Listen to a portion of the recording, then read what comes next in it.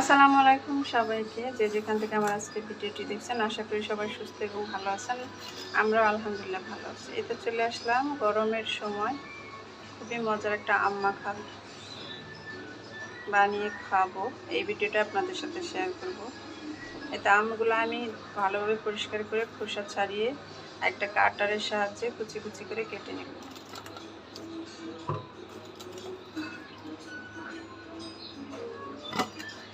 আর গরমের ভিতরে আম মাখা খেতে খুবই মজা, আমার কাছে তো খুবই ভালো লাগে।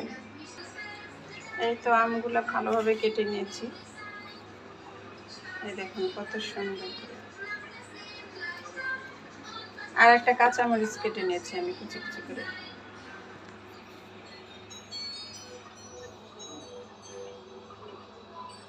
আমগুলো মাখানোর জন্য আমি এখানে নিয়েছি বিট লবণ, সাদা লবণ,